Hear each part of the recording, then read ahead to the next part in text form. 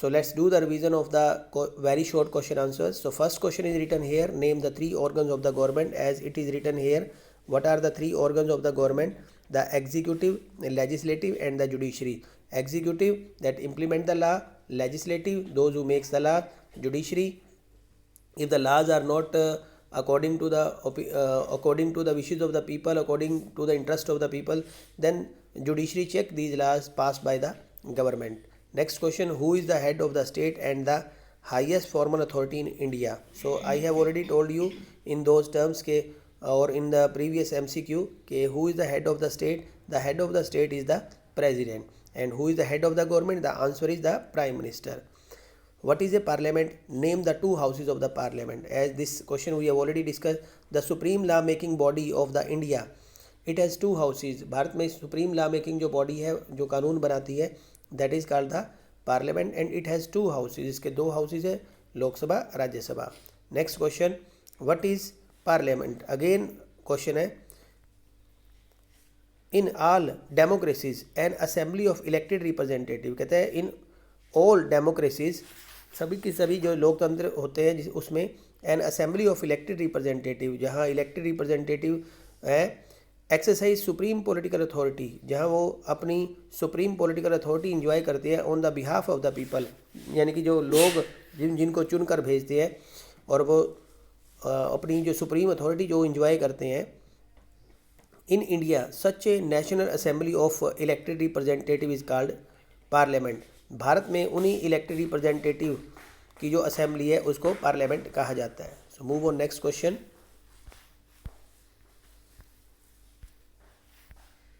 So look at here, which house has more power in money matter. So this answer is very clear to all of you that the lower house which is Lok Sabha, the lower house or the house of the people, these are also known by another two names. It is known as the lower house or it is also known as the house of the people. It is more powerful in the regarding of money matter. When does a bill becomes a law? कहता है कोई भी bill जो होता है कानून कैसे बन जाता है. Bill becomes the law after the it passed by both the houses of parliament. First ये पार्लियामेंट के दोनों हाउसेज से पास होगा. Then it was sent to president for its assent, तो उसके बाद उसे प्रेसिडेंट की स्वीकृति के लिए भेज दिया जाता है.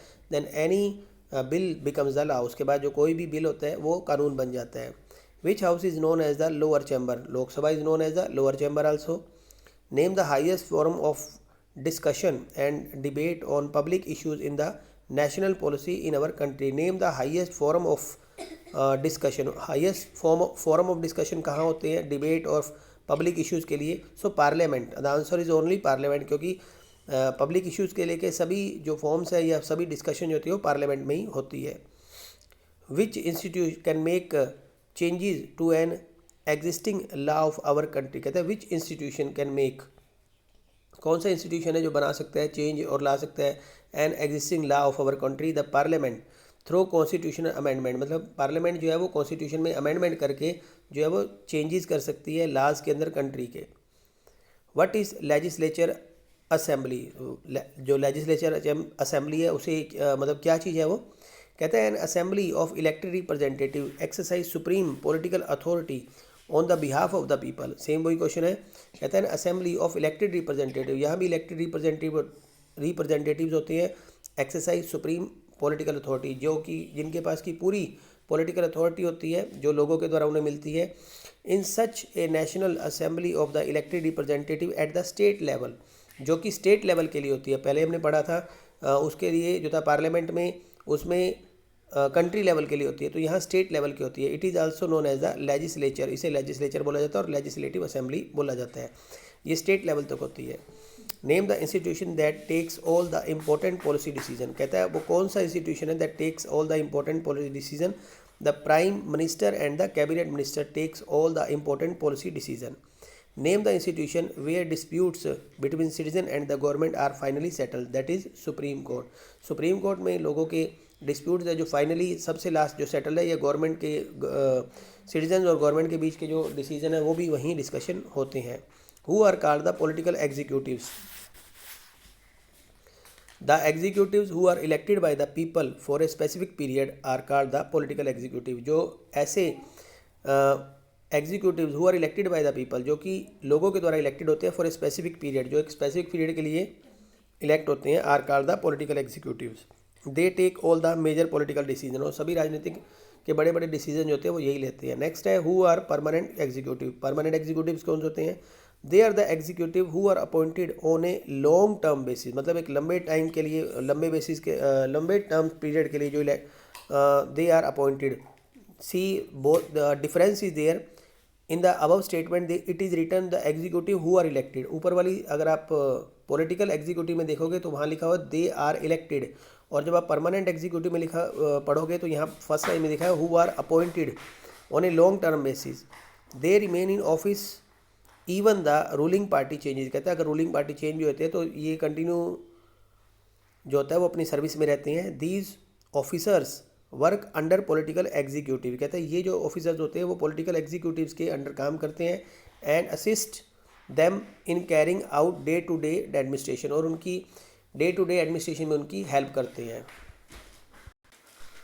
The next question is explain no confidence motion. As we have already discussed, only a person who enjoys the support of the majority of the members of the Lok Sabha is appointed as the prime minister. कहता है only a person who enjoy the support, कहता है वो व्यक्ति who enjoy the support of the majority, जो majority की support enjoy करता है, of the member in Lok Sabha, Lok Sabha के अंदर, is appointed as a prime minister, जो कि प्राइम मिनिस्टर एज अपॉइंटेड होता है। If no confidence motion is moved in the Lok Sabha, अगर लोकसभा के अंदर नो कॉन्फिडेंस मोशन चल जाता है एंड पास, और वो पास भी होता है, the government has to resign, तो गवर्नमेंट विद प्राइम मिनिस्टर सारी की सारी गवर्नमेंट जो है उसको रिज़ाइन करना पड़ता है। डिफाइन एग्जीक्यूटिव्स, क्या होता है executives? At different levels of any government there are functionaries who take day to day decision. कहते हैं ये एक गवर्नमेंट का डिफरेंट लेवल है गवर्नमेंट का, एंड देयर आर फंक्शनरीज, उसके कुछ फंक्शंस हैं, who take day to day decision, जिसमें डे टू डे डिसीजन लिया जाता है, but do not exercise the supreme power on the behalf of the people. And do not exercise supreme power, मतलब यहाँ ये सुप्रीम पावर जो है वो एक्सरसाइज नहीं होती on the behalf of the people. All those functionaries are collectively known as executive, इन्हीं सारी फंक्शनरीज को जो एग्जीक्यूटिव के द्वारा जो भी काम किए जाते हैं, these are called the collectively known as the executive, इसी को ही एग्जीक्यूटिव बोला जाता है। Who are cabinet ministers, cabinet minister कौन होते हैं? They are usually the top level leaders, ये टॉप लेवल लीडर्स होते हैं ऑफ द रूलिंग पार्टी, किसी भी रूलिंग पार्टी के टॉप लेवल लीडर्स होते हैं पार्टीज़ के। Who are the in charge of the major ministries, मतलब इनको जो है बड़े बड़े डिपार्टमेंट या they are in charge of the major ministries, उनको बड़ी बड़ी मिनिस्ट्री दी जाती है, like defence, railway, foreign ministers etcetera. आप जानते हो कि हमारे डिफेंस के मिनिस्टर्स कौन सा है, रेलवे मिनिस्टर कौन है। So they are responsible for their department, तो ये अपने डिपार्टमेंट के प्रति रिस्पॉन्सिबल होते हैं। Normally all the major decision are taken by these minister, कहते हैं ज़्यादातर जो डिसीजन है इन्हीं मिनिस्टर के द्वारा लिए जाते हैं। Who are the minister of state? There are three kind of ministers are there, so this is the second category of the minister. Write any one function of these ministers, कहता है minister of states are the part of council of minister, कहता है ये भी council of ministers ही होते हैं, इनके functions होते हैं। They are attached to the required to assist the cabinet minister, कहता है ये कैबिनेट मिनिस्टर के साथ उनकी हेल्प करते हैं और उन्हीं के साथ मिलकर काम करते हैं। How is president of India elected? Bharat में प्रेजिडेंट ऑफ इंडिया को जो है कैसे इलेक्ट किया जाता है? The president of India is elected by the erectile college consisted of members of parliament, कहता है इसमें पार्लियामेंट के मेंबर्स होते हैं, एमपीज होते हैं, and the elected members of the legislative assembly, और कहता है इसमें elected members of legislative assembly, legislative assembly के मेंबर जो होते हैं, इलेक्टेड मेंबर जो होते हैं, वो भी इसके अंदर मिलकर सभी जो है वो प्रेसिडेंट के इलेक्शन करवाते हैं। A candidate standing for the president post has to get a majority of votes to win the election, कहता है a candidate standing for president election post, कहता है कोई भी व्यक्ति जो प्रेसिडेंट पोस्ट के लिए खड़ा होता है, has to get a majority, उसको मेजोरिटी चाहिए वोट्स की, टू विन द इलेक्शन, उसे भी मेजोरिटी चाहिए होती है इलेक्शन जीतने के लिए। What is judiciary? All the courts at the different level of the country are called judiciary, कहता है all the courts of the different level in a country. हमारे there are three kind of courts are there, first is the district court, then high court और supreme court, कहता है जितनी भी भारत में different level की जो कोर्ट्स होती है collectively they are called the judiciary, वो सारी जुडिशरी का पार्ट है। In India we have three tiers of the judiciary, the supreme court, the high court and the district court. Who is the highest executive authority of the India and how is he elected, कहता है भारत में executive authority सबसे ज़्यादा या कौन है जो executive authority में जो सबसे ऊपर है, हाउ इज़ ही इलेक्टेड, और कैसे इलेक्टेड होते हैं। कहते हैं the president is the highest executive authority of India and he is elected by all the members of the parliament, parliament के जो मेंबर होते हैं, and the members of the state legislative assembly, और state legislative यानी जिनको विधानसभा के जो member होते हैं उनके द्वारा, और लोकसभा, राज्यसभा और विधानसभा के जो मेंबर होते हैं उनके द्वारा हमारे देश में प्रेसिडेंट का इलेक्शन होता है। Which is the highest court of the India, Bharat में हाईएस्ट कोर्ट कौन सी हाईएस्ट कोर्ट है सबसे, that is the supreme court. Supreme court Bharat में सबसे हाईएस्ट कोर्ट मानी जाती है। So some more questions are there, look at here, who appoint the chief justice of India, Bharat के चीफ जस्टिस को जो है वो कौन अपॉइंट करता है, already I have told you, the president of the India appoint the chief justice, भारत के जो प्रेसिडेंट ऑफ इंडिया है appoint the chief justice of India. The president consult other जजेस, और उन्हें अदर जजेस से कंसल्ट करना पड़ता है सुप्रीम कोर्ट के and the high court while making appointments of the other जजेस, इन जजेस को अपॉइंटमेंट करने के लिए जो है वो बाकी जजेस से सलाह करते हैं, और उसके बाद जो है वो जो सुप्रीम जो जज है या चीफ जज है उनको अपॉइंट करते हैं, अपॉइंटमेंट देते हैं। हु अपॉइंट द जजेस of the supreme court and the high court, who appoint the जजेस, आंसर द सेम, द जजेस of the supreme court and the high courts are also appointed by the president on the advice of the prime minister.